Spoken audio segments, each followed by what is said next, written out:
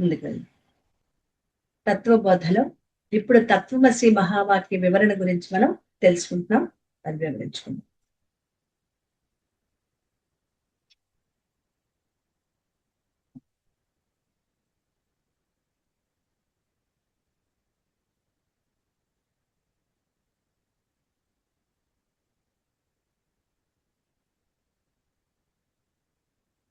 తత్వమసి మహావాక్యం ఉంది. ఎక్కడి నుంచే కొద్దిగా మనకి జాగ్రత్తగా అవగాహన చేసుకోవాలి.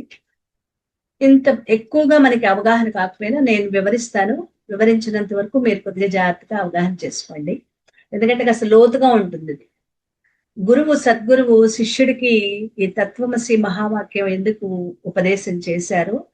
తాను సాధనా చతుష్టయ సంపత్తిలో గురువు సంతృప్తి చెందిన తర్వాత ఈ శిష్యుడికి బోధించవచ్చు. ఇతడు ఆత్మవిచారణ చేసి తాను పరమాత్మని అని తెలుసుకోగలడు అని నమ్మకం వచ్చిన తర్వాత ఆ సద్గురువు శిష్యుడికి బోధించే ఉపదేశ వాక్యమే తత్వమసి మహావాక్యం. ఇత చేన్న స్థూల సూక్ష్మ శరీరాభిమాని త్వం పదవాచ్యార్థః ఉపాధి వినిర్ముక్తం సమాధి దశా సంపన్నం శుద్ధ చైతన్యం త్వం పదలక్ష్యార్థః ఏవం సర్వజ్ఞత్వాది విశిష్ట ఈశ్వర తత్పదవాచార్థః ఉపాధి శూన్యం శుద్ధ చైతన్యం తత్పదలక్ష్యార్థః ఏవం చ జీవేశ్వరయో చైతన్య రూపేణ భేదే బాధకా భావః. నిన్న మనం చదివినట్లున్నాం కదా. అంటే ఇలా అభ్యంతర పెడితే ఇది నిజం కాదు. పైకి తోచే అర్థంలో త్వం అంటే స్థూల సూక్ష్మ శరీరాలని అభిమానించుకునే జీవుడు. త్వం అంటే ఈ శరీరాన్ని అభిమానించుకున్న జీవుడు. తత్ అంటే సర్వజ్ఞత్వం మొదలైన విశిష్టమైన గుణాలు కలిగి ఉన్న ఈశ్వరుడు. తత్ అంటే త్వం అంటే ఈ దేహాన్ని కూడిన జీవుడు. తత్ అంటే ఆ పరమాత్మ అని అర్థం. ఉద్దేశించిన అర్థం ప్రకారం త్వం అంటే ఉపాధుల నుంచి విడుదల పొంది సమాధి దశలో పొందినట్టు శుద్ధ చైతన్యం. అలాగే తత్ అంటే ఉపాధి శూన్యమైన శుద్ధ చైతన్యం. వివరించుకుందాం దీన్ని. ఇలా చెప్తే మనకి అర్థం కాదు. వాచ్యార్థం ఏంటి అంటే త్వం అంటే నువ్వు, తత్ అంటే ఆ పరమాత్మ. త్వం అంటే ఉపాధులను వదిలిపెట్టిన జీవుడు. తత్ అంటే అసలు ఉపాధులే లేని ఆత్మ చైతన్యం. అది లక్ష్యార్థం. ఈ రెండు శుద్ధ చైతన్యమే. కాబట్టి ఈశ్వరుడికి జీవుడికి మధ్య ఎటువంటి భేదము అంతరము లేదు. ఇంతవరకే చెప్పుకుంటే మనకి అవగాహన కాదు. దీన్ని వివరించుకుంటేనే మనకి తెలుస్తుంది. త్వం అనే మాటకి తత్ అనే మాటకి పైకి కనిపించే అర్థాలు వేరువేరుగా ఉన్నాయి. వీటిని ఉద్దేశించిన అర్థాలు కూడా వేరుగా ఉంటాయి. ఇలా పై అర్థాన్ని విశ్లేషణ చేసుకుంటే మనకి సరిగా అవగాహనలోకి కుదరదు. తత్వమసి మహావాక్య అర్థం ఎప్పటికీ తెలియదు. ఎందుకంటే తత్వమసి అనేది సామాన్య వాక్యం కాదు. ఇది మహావాక్యం. సామవేద సారాన్ని అందించే వాక్యం. సామవేదంలోని చాంద్యోగ్య ఉపనిషత్తుల్లో పెద్ద ఉపనిషత్తు చాంద్యోగ్యోపనిషత్తు. అందులో చెప్పబడ్డ మహావాక్యమే ఈ ఉపదేశ వాక్యం. ఈ నాలుగిటి గురించి, 4 వాక్యాల గురించి ముందు వస్తుంది.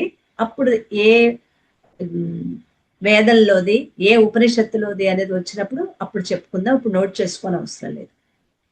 ఇది సామవేదంలోని చాంద్యోగ్యోపనిషత్తులోని మహావాక్యం, ఈ తత్వమసి మహావాక్యం.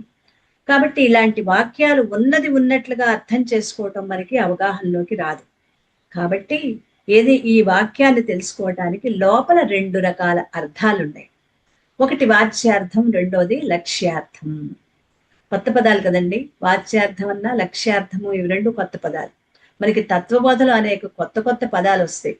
ఎందుకంటే భగవద్గీతలో కానీ, ఇంకా చెప్పుకోపోయే ఉపనిషత్తుల్లో కానీ, ఇంకా చెప్పుకునే అనేక ప్రస్థాన గ్రంథాలలో కానీ, ప్రస్థానత్రయమైన గ్రంథాల్లో కానీ ఈ పదాలు మనకి మళ్ళీ కొత్తగా వివరించుకోని అవసరం లేకుండా ఇక్కడ అవగాహన చేసుకుంటే అక్కడ వచ్చినప్పుడు మనం తేలిగ్గా వాటిని అందుకోగలుగుతాం. వాచ్యార్థం అంటే అక్కడున్న పదాలకి ఉన్నట్లుగా అర్థం చేసుకోవటం. ఆ పదానికి ఉన్న అర్థాన్ని మాత్రమే అర్థం చేసుకోవటం. అంటే పై అర్థం తెలుస్తుంది కానీ దాని లోపల ఉన్న ఆంతర్యం మనకి అవగాహనలోకి రాదు.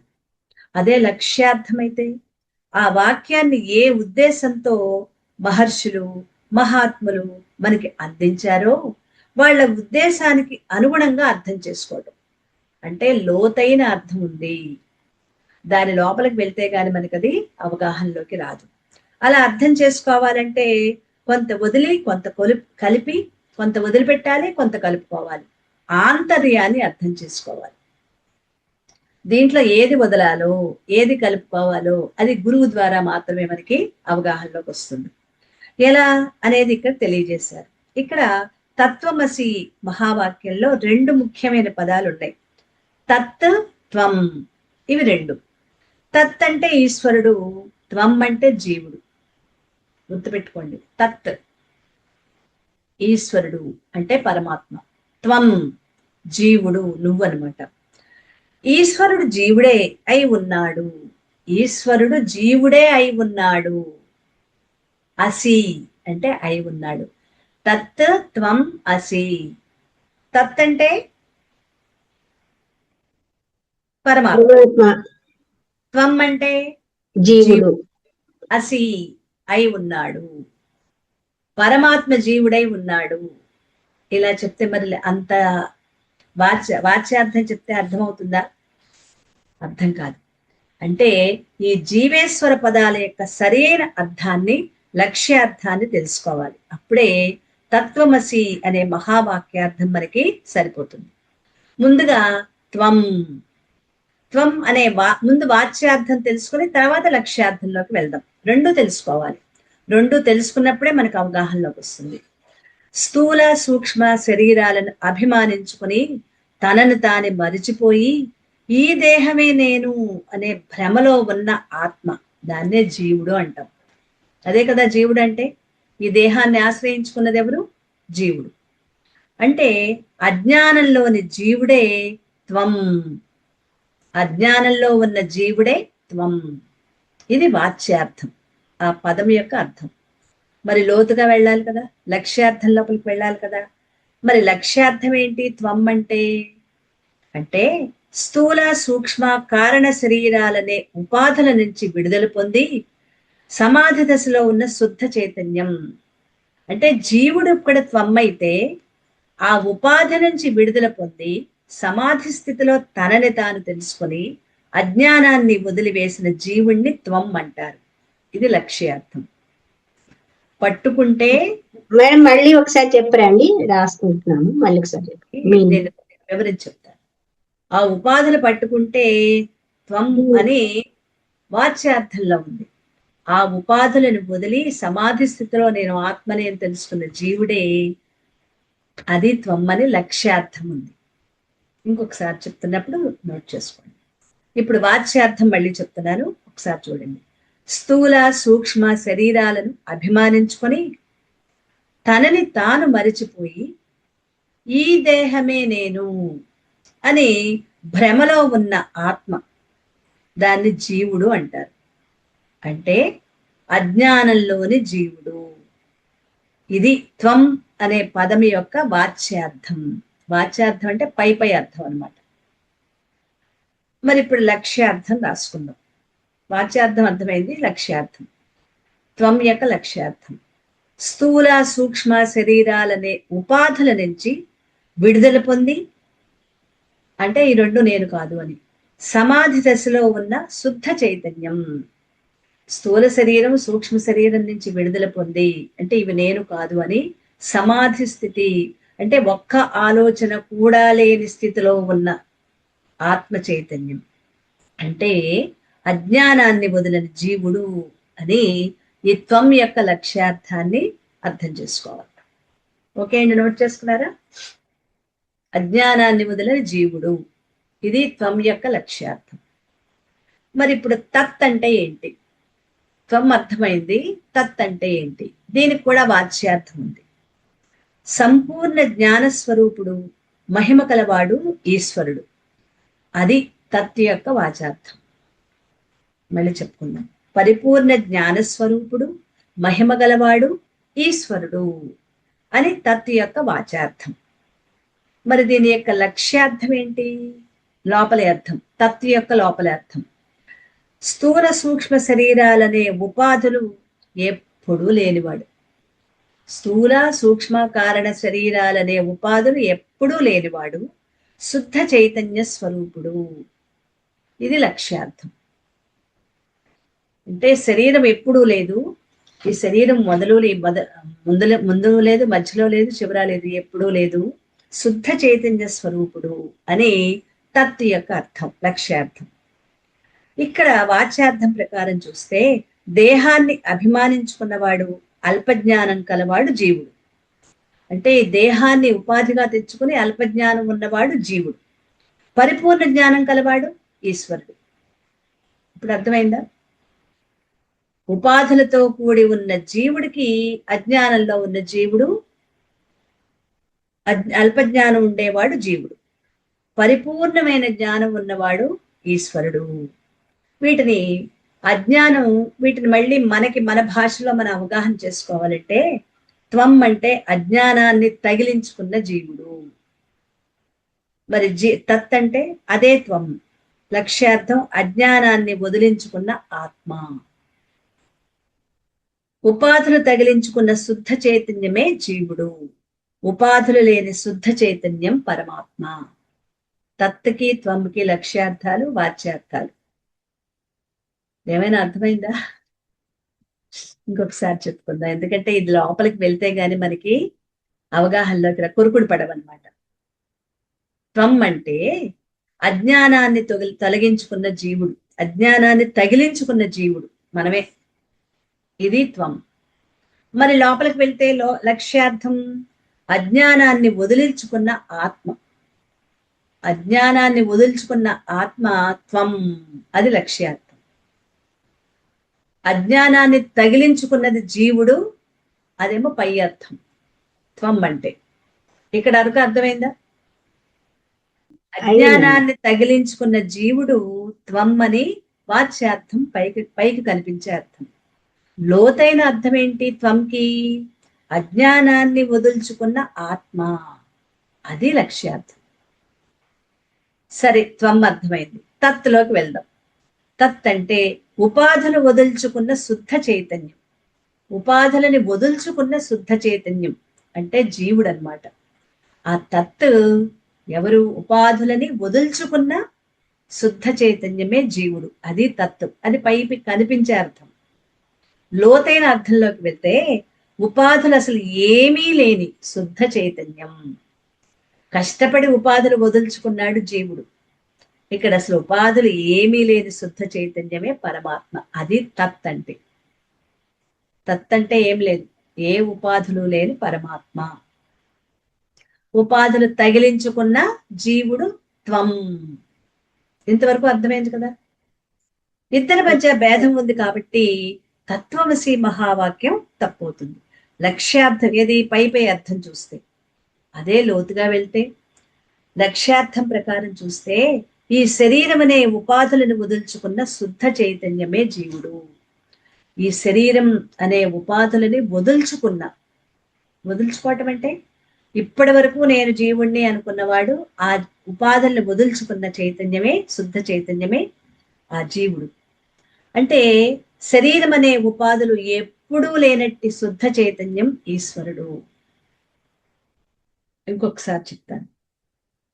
శరీరం అనే ఉపాధులు వదుల్చుకున్న శుద్ధ చైతన్యం జీవుడు. వదుల్చుకున్న శుద్ధ చైతన్యం జీవుడు. అసలు శరీరం అనే ఉపాధులు ఎప్పుడూ లేనివాడు ఈశ్వరుడు. ఇప్పుడు అర్థమైందా?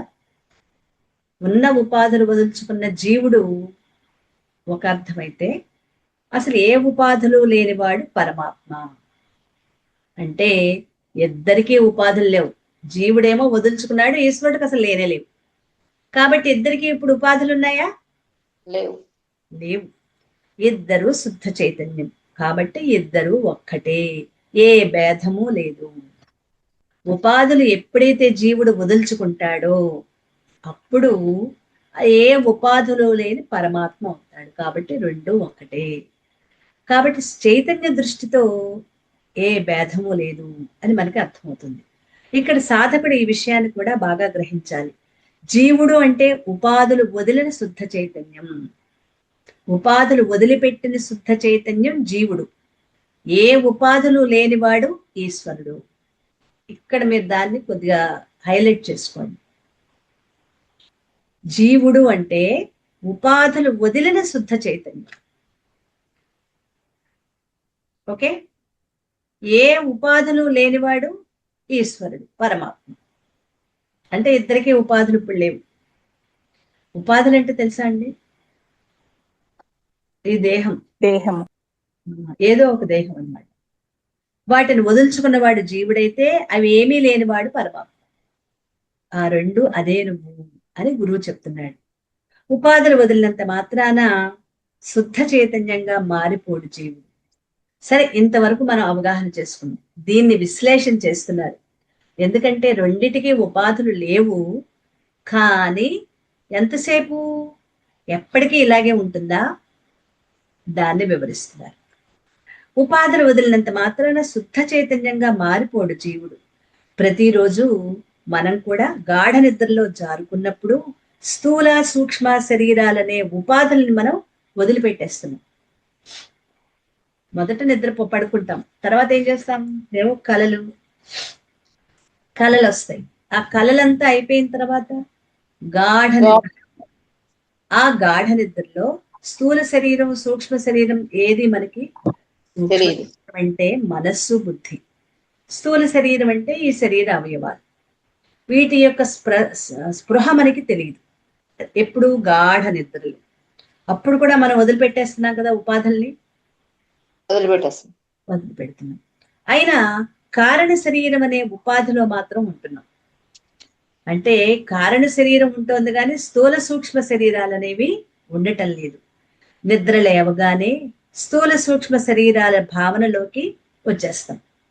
అంటే లేస్తూనే మనసులో అంతవరదాకా ఏమీ లేని చక్కగా గాఢ నిద్రలో ఉండి అసలు ఆలోచనలు లేవు, శరీర కదలికలు లేవు. మనకి మెలకువ రాగానే ఇంతకు ముందు నిద్రపోయే ముందు ఆలోచన మళ్ళీ ఇప్పుడు మొదలైపోతుంది.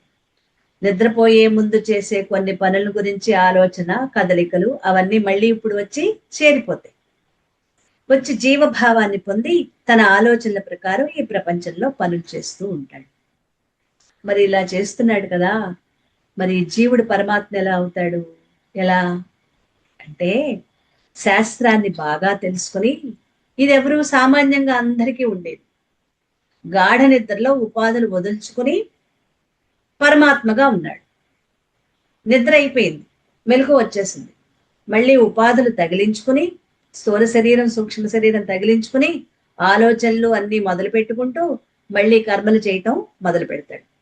అంటే ఇది తాత్కాలికంగా ప్రతిరోజు మనకు అనుభవంలోకి ఉన్నది. మరి దీన్ని ఎప్పటికీ శాశ్వతం ఎలా చేసుకోవాలి ఉపాధులు లేకుండా? ఇది మన ప్రశ్న అన్నమాట. అప్పుడు శాస్త్రాన్ని బాగా తెలుసుకొని తన యథార్థ స్వరూపాన్ని గుర్తించి, మన యథార్థ స్వరూపం ఏంటి? ఆత్మ చైతన్యం.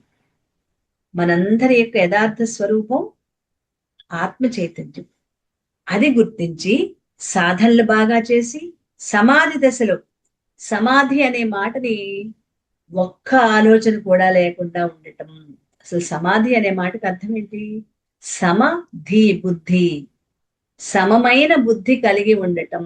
అంటే ఒక్క ఆలోచన, నేను ధ్యానం చేస్తున్నాను అని గాని నాకు ఎటువంటి ఆలోచనలు లేవు, అది కూడా ఒక ఆలోచనే. అది కూడా లేని స్థితిని సమాధి అంటారు. అబ్బా నాకు ఇలాంటి ఆలోచనలు లేవు, అది కూడా ఒక ఆలోచనే. కాబట్టి అది కూడా లేని స్థితిని సమాధి స్థితి అంటారు. అటువంటి సమాధి దశలో శుద్ధ చైతన్యంగా నిలిచినప్పుడే ఉపాధుల నుండి పూర్తిగా విముక్తి పొందుతాం. మధ్యలో కాసేపు ఏమీ లేకుండా ఉండటం, తర్వాత తగిల్చుకోవటం, ఇవన్నీ తాత్కాలికం. అసలు ఎటువంటి ఏ ఉపాధి నాకు లేకుండా ఉండటం, వదుల్చుకోవటం, అది పూర్తిగా విముక్తుడైనట్లు. మరి జీవుడు ఉపాధులు వదిలి తన స్వరూపాన్ని తెలుసుకుంటే చాలు, తాను సమాధిలో శుద్ధ చైతన్యంగా ఉండిపోతాడు. మీరు బాగా చెప్పారండి, అర్థమైంది. కానీ ఎలా ఉండాలి? అంతే కదా, మన ఆలోచన అదే కదా. మీరు చెప్పింది అయితే నాకు బాగానే అని అర్థమైంది, కానీ నాకు అలా రావట్లేదే ఆలోచనలు వదిలిపెట్టడం. ఎలాగా అంటే, ఎలా అంటే, నటుడు నాటకం అయిపోయిన తర్వాత తన వేషాన్ని తొలగించి రంగు కడుక్కొని తాను తానుగా ఉండిపోయినట్లుగా ఆ వేషం వేసుకున్నంత వరకే ఆ నటుడు ఆ పాత్రను పోషించాడు. అయిపోయింది, నాటకం అయిపోయింది, బయటకు వచ్చేసాడు. ఇంకా అదే వేషంతో ఉంటాడా?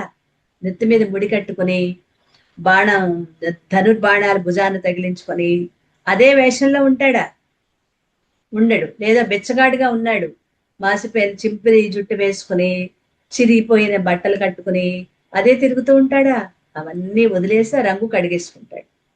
కడిగేసుకున్న తర్వాత తాను తానుగా ఉంటాడు కదా.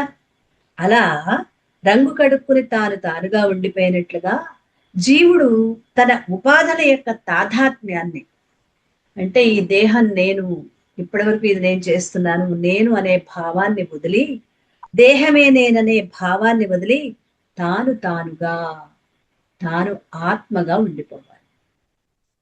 దీనికే మనం ఒక సాధన చెప్పుకున్నాం. మొన్న ఒక ఊహా చిత్రాన్ని మనం ఒకటి వేసుకున్నాం కదండి అందరూ. మధ్యలో ఆత్మసూర్యుడు, కారణ శరీరం కప్పేసింది, దాని వెనుక సూక్ష్మ శరీరం మనస్సు బుద్ధి చిత్తం అహంకారంతో ఒక మబ్బు తెల్ల మబ్బుల్లా కప్పేసింది, దాని బయట స్థూల శరీరం. దీన్ని మనం ఎక్కువ దృష్టిలో, అంటే మనసులో దీన్ని ఎక్కువ గుర్తు చేసుకుంటూ ఉన్నప్పుడు లోపల ఉన్న నేను, అంటే ప్రచండంగా వెలుగుతున్న ఆత్మ చైతన్యాన్ని నేను, ఈ కారణ శరీరం, సూక్ష్మ శరీరం, స్థూల శరీరం నా అనుభవాల కోసం తెచ్చుకున్న ఉపాధులు. మనం వేసుకున్న ఊహా చిత్రాన్ని ఇక్కడ మనం అవగాహన చేసుకుని సాధన చేస్తే అప్పుడు ఆ ఉపాధులు మనం తొలగించుకోగలుగుతాం. ఇది అవగాహన అయిందండి. ఇది నాకు, నేను ప్రాక్టీస్ చేస్తున్నాను, నాకు అనిపించింది ఇదైతే తేలికగా మనం ఎక్కువ సార్లు గుర్తు చేసుకోవడానికి. అంటే నేను ఎప్పుడు కూడా ఇంకే సాధన, ఇంకే సాధన, ఇంకేం సాధన, తేలిక సాధనలు ఏముంటాయి అని ఎప్పుడు మనసు అంటే ఆ ఆలోచనలు సాధనలోకి ఉంటూ ఉంటుంది. నాకు సడన్ ఈ ఆలోచన వచ్చింది, ఈ సాధన వచ్చింది అనమాట. ఈ సాధన చేస్తున్నప్పటి నుంచి ఎక్కువ బయటకు వెళ్ళట్లే మనసు. అయితే ఇది నాకు అనుభవపూర్వకంగా తెచ్చుకున్న ఊహా చిత్రం. ఈ సాధన ఎప్పుడైతే చేయటం మొదలు పెట్టానో బయటికి పరిగెత్తడం అనేది తగ్గిపోయింది.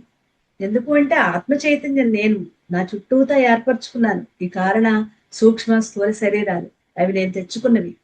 ఎందుకు తెచ్చుకున్నాను? నా అనుభవం కోసం తెచ్చుకున్నాను. నేను తెచ్చుకున్నవే ఇవి. కాబట్టి తెచ్చుకున్న నేను అవి కాదు, అవి నా అవసరాల కోసం తెచ్చుకున్నాను. కానీ ఆత్మ చైతన్యమైన నేను నా నుంచి అవి చైతన్యాన్ని తీసుకుని పనిచేస్తున్నాయి. అది ఆ భావన నేను ఎక్కువగా గుర్తు పెట్టుకోవడానికి ప్రయత్నం చేశాను. ఆ చేయటం మూలాన నాకు ఆ భావన నిలుస్తోంది. అది మీకు కూడా ఉపయోగపడుతుందనే ఉద్దేశంతో, దీన్ని తేలిగ్గా ఉంటుందనే ఉద్దేశంతో ఇక్కడ మన క్లాసులో కూడా మనందరికీ కూడా వివరిస్తున్నాం అనమాట. దీన్ని మీరు ఇంతకంటే ఇంకొక రిఫైన్ గా ఉన్నది ఏదైనా మీరు దాన్ని కూడా మీ అంతటి మీరు కొత్తగా సాధన చేసుకోవచ్చు. ఇది ఉపయోగించుకోగలిగితే బాగుంటే ఉపయోగించుకో. ఓకే. ఈ తాదాత్మ్యాన్ని వదిలి, ఈ దేహమే నేను అనే భావాన్ని వదిలి తాను తానుగానే ఉండిపోవాలి. అది నేను నేనుగా ఉండిపోవాలి, ఆత్మ చైతన్యంగా, శుద్ధ చైతన్య పరమాత్మగా ఉండాలి. అంటే నటుడు తన వేసిన నాటకంలోని ఆ పాత్ర యొక్క రంగుని వదుల్చుకుని తాను తానుగా ఎలా ఉంటాడో అలాగే జీవుడుగా ఉన్న నేను జీవుణ్ణి కాదు, ఆత్మ చైతన్యాన్ని అని గుర్తు చేసుకోవాలి. దీనికి కేనోపనిషత్తులో ఒక కథ, ఉపనిషత్తుల్లో ఎక్కువ ఇస్తూ ఉంటాయండి ఒక కథని. ఆ దేవదత్తుడితడే అనే ఒక ఉపమానం అనమాట. అంటే ఏంటో చెప్తూ దానికి ఒక ఉపమానం చెప్తున్నారు. ఉదాహరణ, నా స్నేహితుడు కాలేజీ నుంచి వచ్చినప్పుడు, మేము కాలేజీలో చదువుకున్నాం, అప్పటికి 20 సంవత్సరాల వయసు, 20-21 సంవత్సరాల వయసు, విడిపోయాం. అయిపోయింది, కాలేజ్ అయిపోయింది, బయటకు వచ్చేసింది. తర్వాత 50 సంవత్సరాల తర్వాత కనిపించాడు అప్పుడు చదువుకున్న స్నేహితుడు. ఇప్పుడు వాడిని చూశాను, కానీ గుర్తుపట్టలేదు. ఎందుకు? అప్పుడు మా వయసు 20-21 సంవత్సరాలు, ఇప్పటికి 50 ఏళ్ళు. అంటే మా వయసు అంతా మీకు తెలుస్తుంది కదా, మనకు అవగాహన ఉంటుంది కదా, 70 ఏళ్ల వరకు ఉంటాయి. ఇప్పుడు అలాగే ఉన్నాడా స్నేహితుడు? ఉండరు కదా. ఎన్ని మార్పులు వచ్చుంటాయి. గుర్తుపట్టలేదు. తదేకంగా చూస్తుంటే వాడు కూడా నన్ను అలాగే చూస్తున్నాడు. నా స్నేహితుడి తన గోపాలేనా అని పరీక్షగా చూస్తున్నాను. చివరికి గుర్తుపట్టి అడిగాను కూడా. వాడు కూడా నన్ను గుర్తుపట్టాడు. ఇద్దరం ఎంతో ఆనందంగా కబుర్లు చెప్పుకున్నాం. అప్పటికి ఇప్పటికీ ఎంత తేడా. అప్పుడు తెల్లగా ఉండేవాడు, ఇప్పుడు కొంచెం రంగు తగ్గాడు. అప్పుడు ఒత్తుగా క్రాఫ్ ఉండేది, ఇప్పుడో బోడిగుండు, జుట్టు ఊడిపోయింది. అప్పుడు చలాకీగా ఉండేవాడు, ఇప్పుడు నడిస్తే పడిపోతానేమో అన్నట్లుగా చిన్న చిన్నగా అడుగులు వేస్తున్నాడు. అప్పుడు కళ్ళజోడు లేదు, ఇప్పుడు మందపాటి లావైనా కళ్ళజోడు ఒకటి ఉంది, కళ్ళద్దాలు. అప్పుడు అందంగా ఉండేవాడు, ఇప్పుడు శరీరం ముడతలు పడిపోయి వంగి నడుస్తున్నాడు. ఇలా ఎన్ని తేడాలున్నా అతను నా స్నేహితుడు గోపాలే.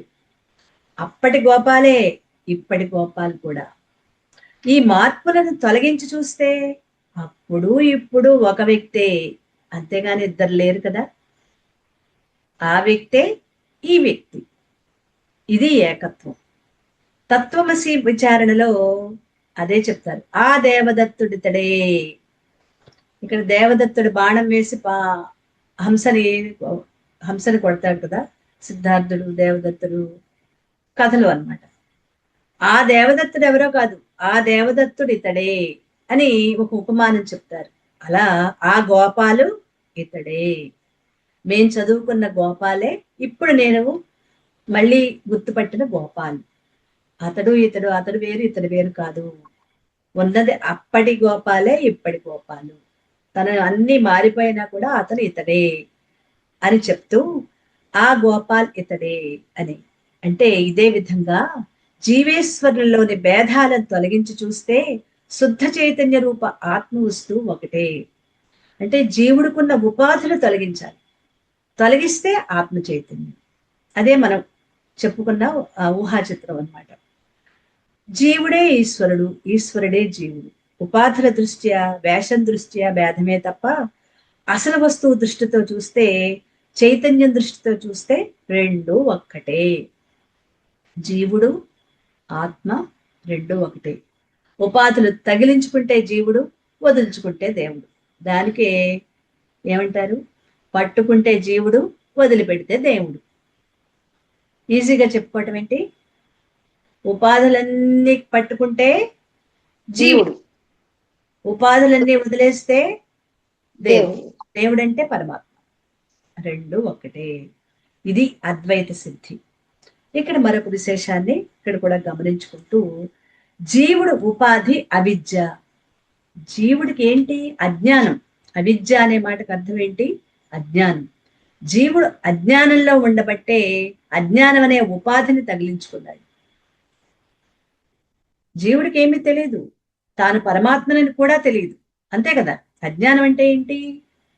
ఈ దేహమే నేను అనుకుంటున్నాడు తప్ప నేను ఆత్మ చైతన్యానని తెలీదు, అది అవిద్య. మరి ఈశ్వరుడి ఉపాధి మాయ. ఈశ్వరుడి ఉపాధి మాయ, ఇది నోట్ చేసుకోండి. జీవుడు ఉపాధి అవిద్య. అవిద్య అంటే అజ్ఞానం. రాసుకుంటున్నారా? జీవుడి ఉపాధి అవిద్య. అవిద్య అంటే అజ్ఞానం. ఈశ్వరుడి ఉపాధి మాయ. ఈశ్వరుడి ఉపాధి మాయ. ఇవన్నీ ఇంతకుముందు చెప్పుకున్నవే. ఈశ్వరుడికి ఏ ఉపాధి లేదు. ఈశ్వరుడికి ఏ ఉపాధి లేదు. జీవుడి దృష్టిలోనే ఈశ్వరుడికి ఉపాధి ఉన్నట్లుగా అనిపిస్తోంది. మనకే ఈశ్వరుడికి ఒక ఉపాధి ఉంది పరమాత్మకి అని మనం అనుకుంటున్నాం. అంటే అజ్ఞానంలో ఉన్న జీవుడు ఈశ్వరుడు ఉపాధితో ఉన్నాడు అని భ్రమపడుతున్నాం. ఆ భ్రమే మాయ అంటే. నిజం చెప్పాలంటే ఈశ్వరుడికి ఎటువంటి ఉపాధి లేదు. నేనేమనుకుంటున్నాను, జీవుడినైన నేను ఈశ్వరుడికి ఒక ఉపాధి ఉంది అని భ్రమ చెందుతున్నాను అంతే.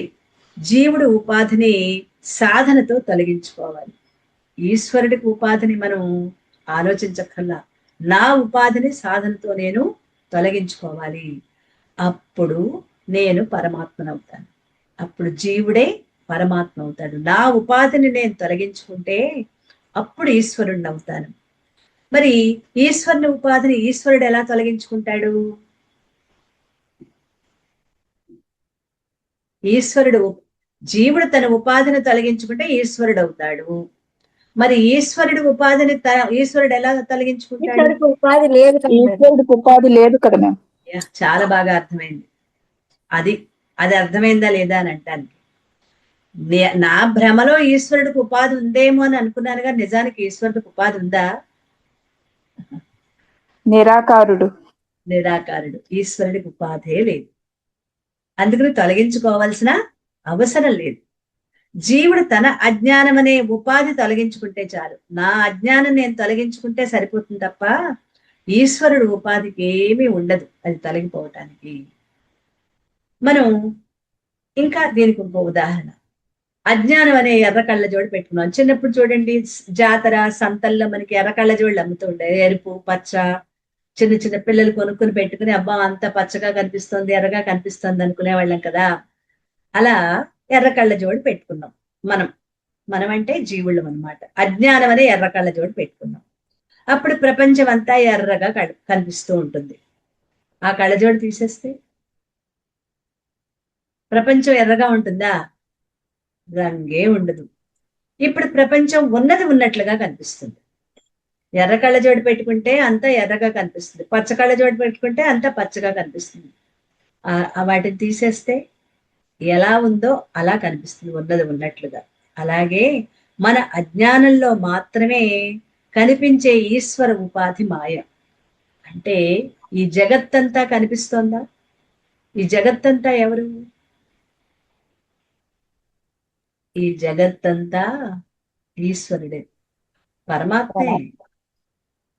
ఇది మాయా రూపంలో మాయగా మనకి అనేక వివిధ రూపాలలో కనిపిస్తోంది. కానీ ఈ అన్నిట్లలో కనిపించేది ఉన్నది పరమాత్మే. అది పట్టుకోలేకపోతున్నాం మనం. వస్తువులుగా, విషయాలుగా, సంఘటనలుగా అలా చూస్తున్నాం తప్ప ఇదంతా పరమేశ్వరుడు, ఇదంతా ఈశ్వరుడు, ఇదంతా పరమాత్మ అని మనం వాటిని భావించలేకపోతున్నాం. వాటిని ఉపాధులుగా మాత్రమే చూస్తున్నాం. అది మాయ. మీరు అన్నది మాయ అన్నది కరెక్టే. అదంతా మాయ. ఆ మాయని మనం వివిధ రూపాలలో చూస్తున్నాం కాబట్టి అదే కరెక్ట్ అనుకుంటున్నాం అనమాట. ఆ మాయని తొలగించాలి. అదే చెప్తూ ఉన్నది ఉన్నట్లుగా కనిపిస్తుంది. అలాగే మన అజ్ఞానంలో మాత్రమే కనిపించే ఈశ్వర ఉపాధి మాయ.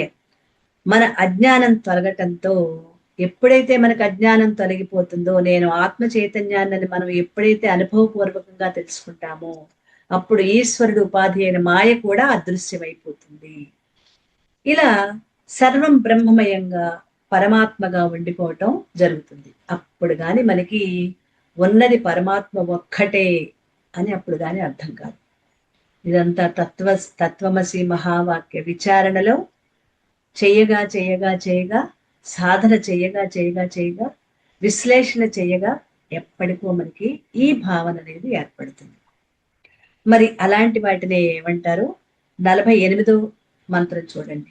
48 ఏవంచ వేదాంత వాక్యైః సద్గురూపదేశేన చ సర్వేష్వపి భూతేషు ఏషాం బ్రహ్మబుద్ధిరుత్పన్నాః తే జీవన్ముక్తా ఇత్యర్థః. ఇలా ఉపనిషత్తుల్లోని వాక్యాల ద్వారా, సద్గురువుల యొక్క బోధల ద్వారా ఎవరికి అందరి జీవుళ్లలోని బ్రహ్మభావం కలిగిందో వాళ్ళు జీవన్ముక్తులు అవుతారు. అంటే శాస్త్రాల ద్వారా, సద్గురువుల ద్వారా గ్రహించి అందరి జీవుళ్లలోనూ ఉన్నది బ్రహ్మ భావన, బ్రహ్మమే అనే భావన కలిగిందో వాళ్ళు జీవన్ముక్తులవుతారు అని ఇక్కడ అర్థం. వేదాంత వాక్యాలంటే ఉపనిషత్తుల్లో చెప్పబడ్డ వాక్యాలు. ఏం చెప్తాయి అవి? మానవుడికి కావలసిన పరమ జ్ఞానాన్ని అందిస్తాయి. ఎలాంటి జ్ఞానాన్ని? ఏంటా జ్ఞానం? ప్రపంచాన్ని గురించి అనేక భ్రమల్లో ఉంటాం. ఏమని? ఈ ప్రపంచం అంటే మనకి చాలా భ్రమలున్నాయి. అవి భ్రమ. ఏంటా భ్రమలో తెలుసుకుందాం. ఈ ప్రపంచం సత్యం, ఇది మొదటి భ్రమ. ఇందులోని వస్తువులు, విషయాలు, భోగాలు ఇవన్నీ నిత్యమే, శాశ్వతం అని అనుకుంటాం. అది రెండో భ్రమ.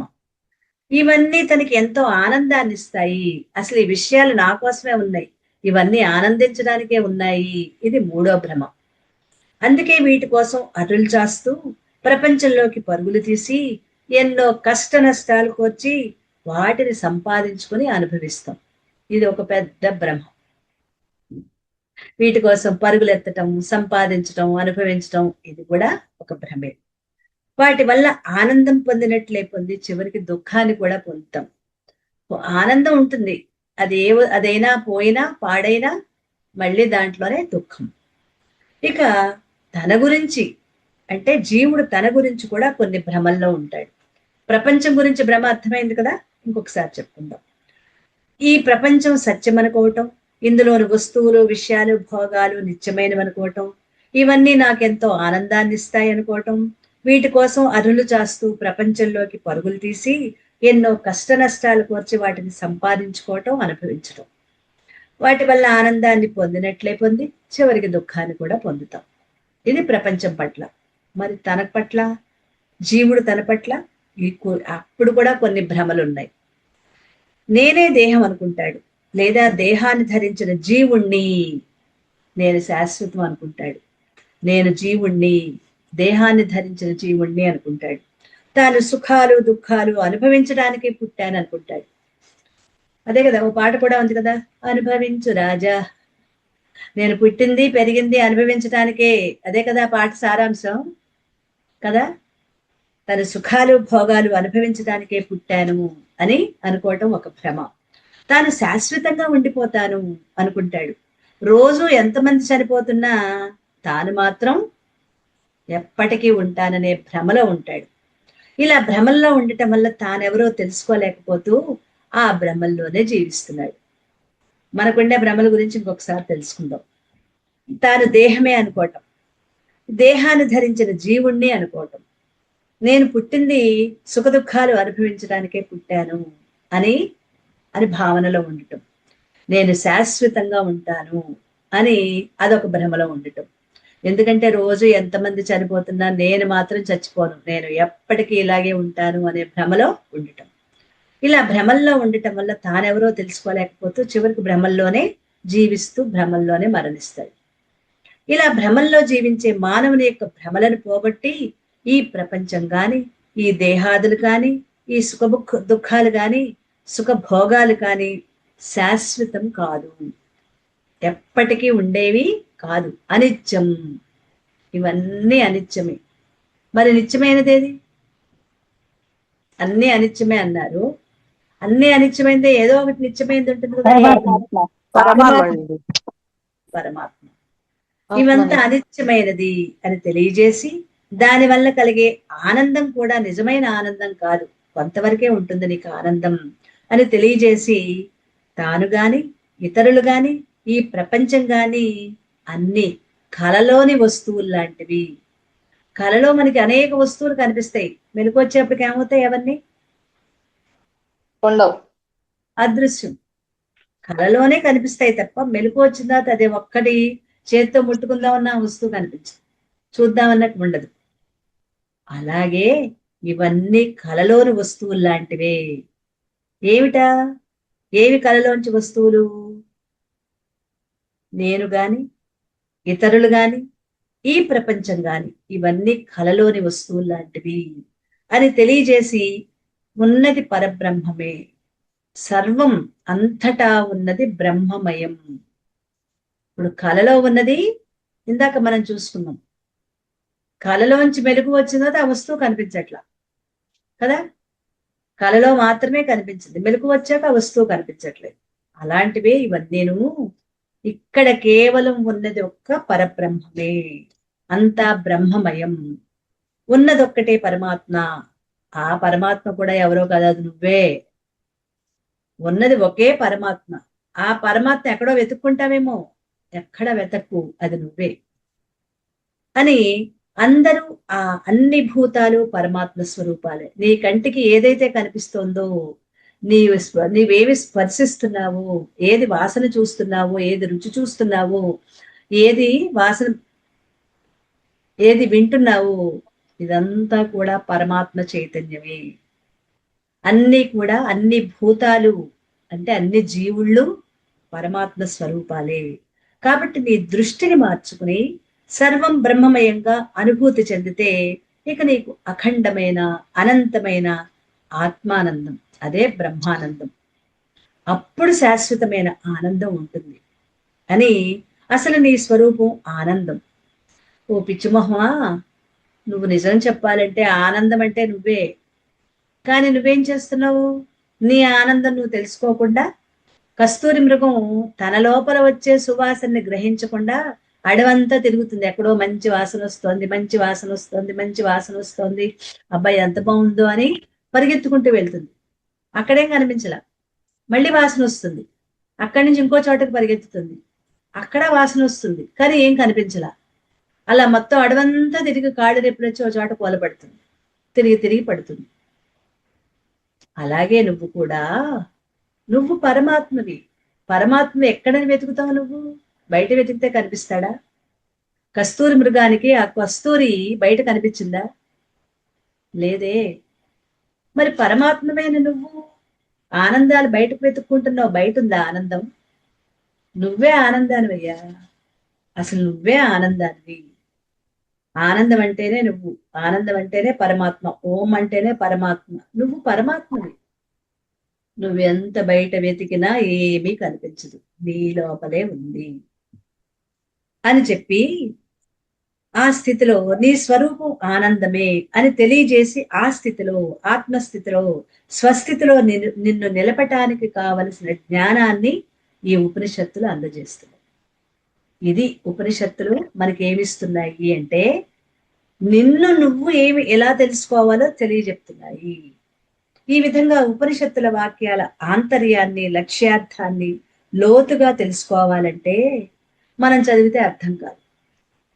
ఎందుకంటే అవన్నీ కూడా సంస్కృతంలో లోతైన అర్థంలో ఉంటాయి. మరి వాటిని వివరించి చెప్పేది ఎవరు? సద్గురువులు. సద్గురువుల యొక్క ఉపదేశం కావాలి. కాబట్టి ఒక సద్గురువుని ఆశ్రయించి ఈ వేదాంత శాస్త్ర వాక్యాలు తెలుసుకుని వాటిని ఆచరణలో పెట్టుకుని తరించడమే మానవ జీవితం యొక్క పరమ లక్ష్యం. మన యొక్క పరమ లక్ష్యం ఏంటి? వీటిని తెలుసుకుని శ్రవణం, మననం, నిధిధ్యాసన, ఆత్మవిచారణ, జపం, ధ్యానం, సమాధి స్థితి, ఇవన్నీ ఒకదాని తర్వాత ఒకటి అవన్నీ వచ్చేస్తాయి. ఒకటి మొదలు పెడితే అన్నీ వస్తాయి. దానికోసం మనమేం కంగారు పడాల్సిన అవసరం లేదు.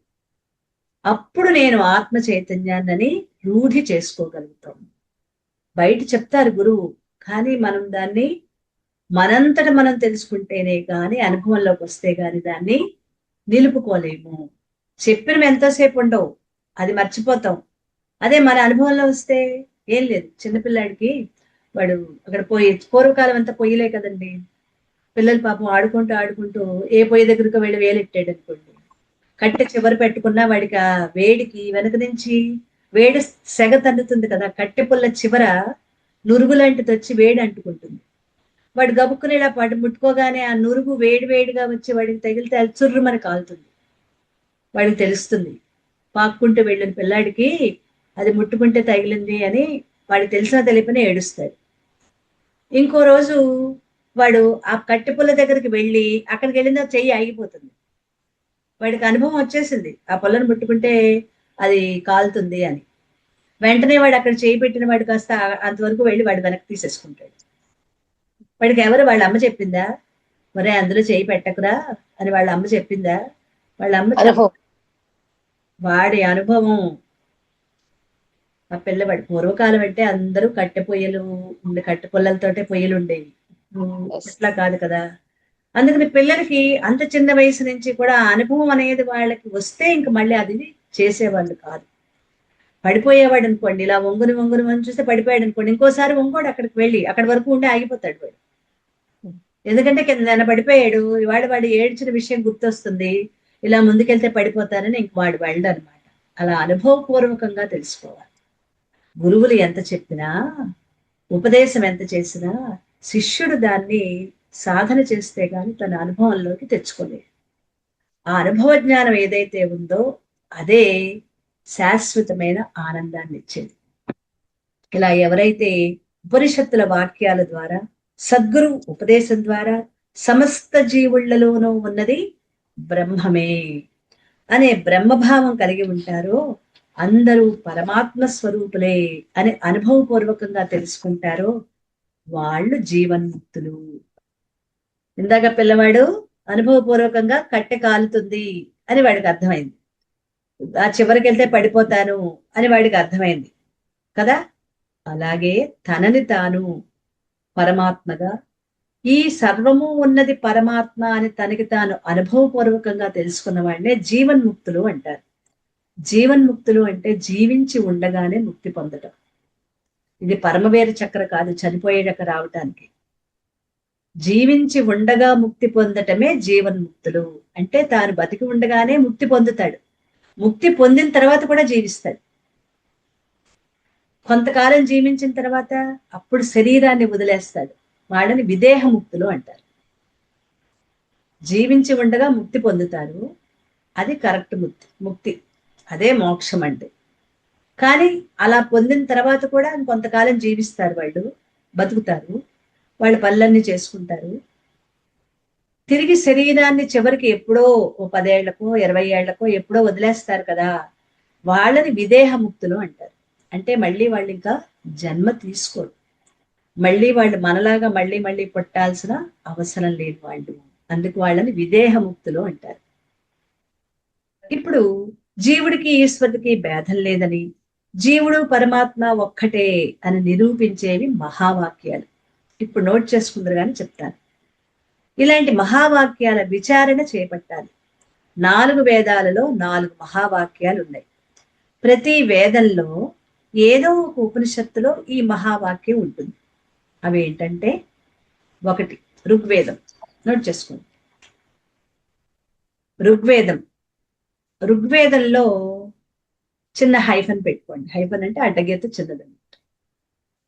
ఐతరేయోపనిషత్, అందులో ఉన్నది ఒక మహావాక్యం.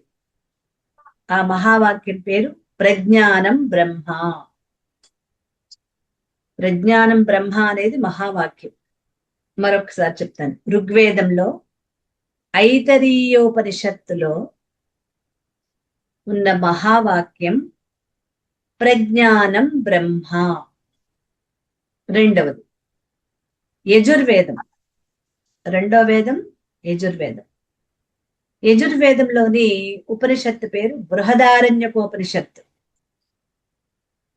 యజుర్వేదము, అందులో ఉన్న బృహదారణ్యకోపనిషత్ లోని మహావాక్యం అహం బ్రహ్మాస్మి. ఇది యజుర్వేదం బృహదారణ్యకోపనిషత్తులో ఉన్న మహావాక్యం అహం బ్రహ్మాస్మి. ఇక మూడవది సామవేదం. సామవేదంలో ఇందాక మనం చెప్పుకున్నదే చాంద్యోగ్యోపనిషత్. ఇందులోని మహావాక్యం తత్వమసి. ఇప్పటిదాకా మనం ఆ తత్వమసి గురించే వివరించుకున్నాం. సామవేదంలోని చాంద్యోగ్యోపనిషత్తులోని మహావాక్యం తత్వమసి. 4వది అథర్వణ వేదం. అథర్వణ వేదం ఇందులో మాండ్యూకోపనిషత్తు. ఇందులోని మహావాక్యం అయమాత్మ బ్రహ్మ. అయమాత్మ బ్రహ్మ. అథర్వణ వేదంలోని మాండ్యూకోపనిషత్తులో ఉన్న మహావాక్యం అయమాత్మ బ్రహ్మ. ఇవి 4 మహావాక్యాలు. మనం మాండ్యూకోపనిషత్తు చెప్పుకుంటాం కదా, అందులో ఈ మహావాక్య వివరణని వివరించుకుందాం. ఈ మహావాక్యాలను అర్థం చేసుకోవటం అంత తేలిక కాదు. అందులోని లక్ష్యార్థాలని ముందు వాటిని తెలుసుకుని అర్థం చేసుకుని అనుభవంలోకి తెచ్చుకోవాలంటే సద్గురువుల యొక్క ఉపదేశం ఉండాలి. సద్గురువులు అంటే తెలుసు కదా, శ్రోత్రియుడు, బ్రహ్మనిష్ఠుడు, కరుణా సముద్రుడు అయిన సద్గురువుల యొక్క ఉపదేశం మనకి ఉండాలి. వేదాంత శాస్త్ర సారమే ఈ మహావాక్యాలు. అవి వీటి గొప్పతనం ఏంటి? వీటి గొప్పతనం మహావాక్యాలను ధ్యానిస్తున్న కొద్దీ అవి సూచించే భావం అనంతమై ఆనంద స్వరూప బ్రహ్మంలోకి లాక్కుపోయి బ్రహ్మంలో ఐక్యం చేస్తుంది. ఎందుకు ఈ మహావాక్యాలను తెలుసుకోవాలి? వాటిని మనం సాధన చెయ్యాలి అంటే చెయ్యగా సాధన చెయ్యగా అది అనంతమై ఆనంద స్వరూప బ్రహ్మంలోకి లాక్కొని పోయి ఆ బ్రహ్మంలో మనల్ని ఐక్యం చేస్తుంది. ఇలా సాధన ద్వారా అందరిలో ఉన్నది ఆ పరమాత్మ ఒక్కటే, ఆ బ్రహ్మము ఒక్కటే అనే అనుభూతి పొందిన వాళ్లే జీవన్ముక్తులు అవుతారు. మరి జీవన్ముక్తుడైన తర్వాత ఎలా ఉంటారు వాళ్ళు? ఎవరిని జీవన్ముక్తులుగా మనం తెలుసుకోవచ్చు అన్నది 49వ మంత్రం నుంచి 56వ మంత్రం వరకు అంతవరకే ఉన్నాయి. అవి మనం రేపు చెప్పుకుందాం రేపు క్లాస్లో.